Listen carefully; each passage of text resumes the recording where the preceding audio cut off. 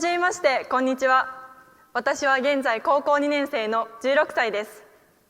ちょうど半年前、今年の5月に行われた TEDx に行ってきました。それまで YouTube でしか見たことのなかった TED という空間を初めてリアルで体感したとき、私は最高にワクワクしました。その時のワクワクを胸に、今日はちょっぴり特別な自分に出会いたい。そんな思いでここに来ました。私には友達から言われるとすごく嬉しくなる言葉があります。それはひーちゃんってなんか毎日楽しそうよなという言葉です。この言葉のように今日は私から皆さんにプレゼントとして毎日が楽しくなる秘訣について共有できたらなと思います。それをワクワクの輪郭というキーワードを通して伝えていきたいと思います。ワクワクの輪郭について説明する前に16歳の私から皆さんに質問があります。今皆さんは親族以外に何人高校生の知り合いがいますか？また皆さんは高校生時代に何人大人の知り合いがいましたか？私は今まで本当にたくさんの大人の人に出会ってきました。その中で大人の人から名刺をいただくようになりました。もちろん名刺のような形に残らない出会いもたくさんありました。しかし高校生である私を子供扱いせず尊重してくれた大人がたくさんいることにとても嬉しく思いました。では私がどのようにしてそのような大人の人と会ってきて、またなぜそんなにたくさんの大人の人と出会ってきたのか、それについて話したいと思います。高校1年生の秋、放課後、高校での繰り返された学校生活に少し退屈している自分がいました。月曜日は古文で始まり、金曜日は数学で終わる。学校が終われば塾に行く。そんな生活です。また退屈するだけでなく、もったいないな、何かしたいなとも思い始めていました。そんなモヤモヤを友達に話してみたところ、その友達も同じようなモヤモヤを抱えていることに気がつきました。そこで私たちは3人でなんとなく学生団体というのを作ってみることにしました。するとそれを知った母校の中学校の先生が、今度面白い人と会うからよかったらおいでよというので、面白い人ってどんな人なんかなとワクワクした気持ちを胸に行ってみることにしました。そこで出会ったのはある会社の社長さんの清水さんです。清水さんは今度大学生向けのイベントをするからよかったらおいでよと、当時まだ15歳だった私たちをまるで自立した大学生のように尊重してくれる、そんな大人でした。大学生の中に私も混じってみたい、なんか楽しそう、ワクワクするなという興味半分の気持ちで、なんなら興味だけの気持ちでそのイベントに足を運びました。そこで私は人生を変える出会いを経験したのです。それはイベントにたまたまゲストとして来ていた、これまた別のベンチャー企業の社長さんである中馬さんという方です。中馬さんは自分の人生について、自分の大切にしていることについて本当に熱い目をして語っていました。わがままであれ、ありのままの自分でいることの大切さを私に教えてくれました。この考え方と中馬さんの力強い言葉は今でもどうしても忘れることができません。今振り返ってみると、これらのかっこいいと心から思える大人との出会いで、私のワクワクの輪郭はとても広がったような気がします。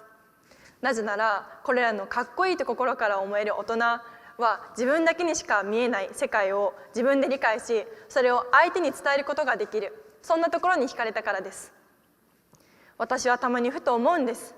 もし中学校の先生に誘われた時にその場所へ行っていなかったらどうなっていたんだろう。おそらく清水さんにも会えなかったし、イベントを知ることもできなかったし、中馬さんにも出会うことができませんでした。この出会いとは、面白そうだなとワクワクする自分の気持ちに素直になってイベントに行ってみたり、社長さんに話しかけてみたりと、全て自分の行動が招いたもの、そういうことに気がつきました。今は私の話を中心にしましたが、今度はもっともっと皆さんに自分自身のことについて考えながら聞いてほしいなと思います。今日から一緒にワクワクルーティン。ワクワクルーティーンとはワクワクを生み出すサイクルのことです。これこそが私が初めにお話しした毎日を楽しくする秘訣であります。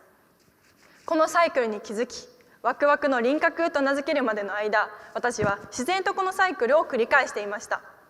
でも自然と繰り返していることでもきっかけ、つまりルーティーンの一番初めはいつも同じであることに気がつきました。それはなんとなく行動してみるということです。行動と一言に言ってもここには少しだけ仕掛けがあります。それはいつもと違うことをするということです。私が感じた学校生活でのモヤモヤはいつもと違うことをすることですっきり解決されます。昨日と同じ今日、1年前と同じ今日、あれ？なんかつまんないなってふと思うことはありませんか？これって毎日同じ道で家に帰ること似ているなって私は思うんです。だったらたまには違う道を通って帰ろうよっていうのが私の考えです。ルーティーンの中で次にお話したいのは人と会うということです。皆さん最近初めましてと言った覚えはありますか？友達の友達に会ってみる、友達に誘われたイベントへついて行ってみる。初めましてというチャンスは意外と日常の中にたくさん転がっています。このチャンスを放っておかないで、たまには拾ってあげてみてください。ちょっとでもいいからいつもと違うところは一歩踏み出してみてほしいんです。自分にはそんな行動力ないし、ちょっと難しいかもしれへんわっていう人がいたら、とっておきの練習場所があるのでお教えしちゃいます。それは今日のこのTEDxという空間です。はじめましてをきっかけにたくさんの人と関わってみてください。人と会う、そしてその人のやっていることを知る、ハマっていることを知る、視点を知る、その人にしか見えていない世界を知る。そこでなんか面白そうって思える話だったり、心の金銭に触れてくるものだったり、何これって気になるものがあるかもしれません。面白そう、つまりワクワクする瞬間があるかもしれません。でもこれって百発百中じゃなくていいんです。先ほどとは逆に人と会って話してあんまりワクワクしないまま終わってしまうこともあるかもしれません。でもあんまり面白くないな、あんまりワクワクしないなって自分自身で分かることもとっても大切だと思います。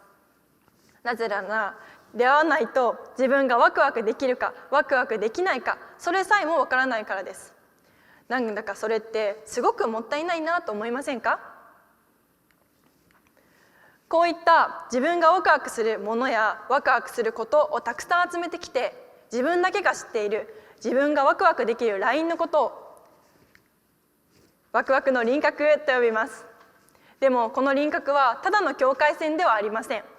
内と外という概念はないのです。なぜならワクワクの輪郭の外側にあたる部分、この部分にも自分のワクワクできるかもしれない対象はたくさん広がっているからです。でもそれがまだわからないからこそ、なんとなく行動して人と会う、その一歩を踏み出すことが大切なんです。ではこのルーティンの先にあるものって何なんでしょうか？どんないいことがあるんでしょうか？そこには2つあります。1つ目は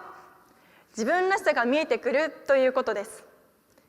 なんで自分らしさが見えるかっていうと、同じ毎日を繰り返しているだけじゃわからない。わからないだけじゃなくて、わからないことにも気がつけない。そんなことが他の人と会うことで見えてくるからです。これは好きだけどこれはあんまり好きじゃないなとか、こっちよりもこっちの方が好きとかいう、そういう自分だけの感覚っていうのがどんどん見えてくると思います。例えば私の場合だと、お話を聞く講演会よりもなんか参加者の人と一緒に何かする、そういうワークショップ型の方が好きだったり、ずっと同じ作業を繰り返すよりも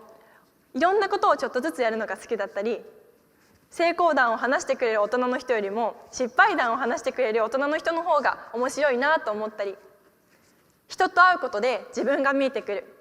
人と会うことでどんどん自分が自分らしくなっていく、そんな感覚を日々感じています。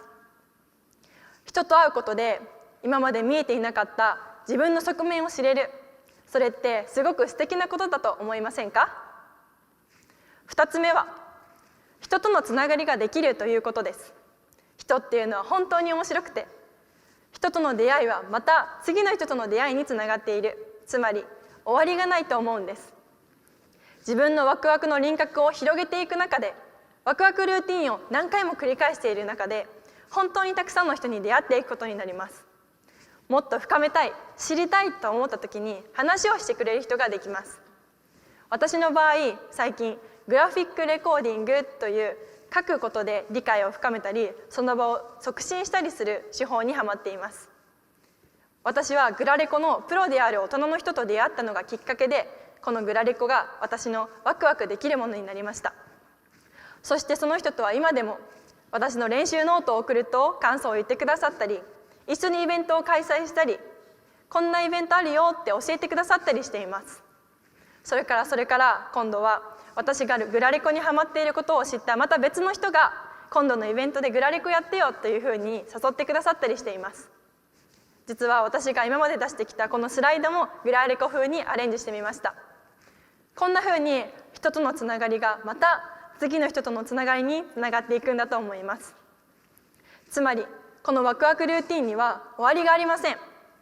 ワクワクの輪郭というのはずっと自分の中で更新されていくのだと思います。もっともっといろんな人に出会って、その人にしか見えない世界を知って、自分のワクワクの輪郭を広げていきたいです。今はグラレコに最高にワクワクしているのですが、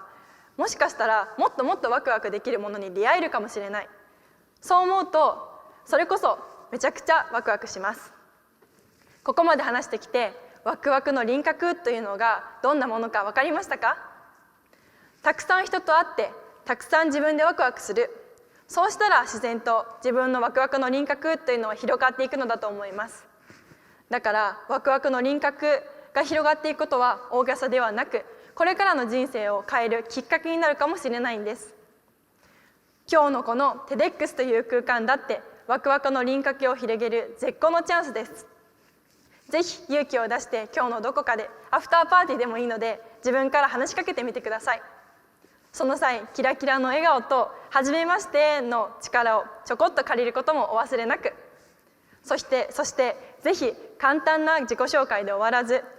相手にしか見えていない世界を知ってください。さあ、一緒にワクワクしよう。ありがとうございました。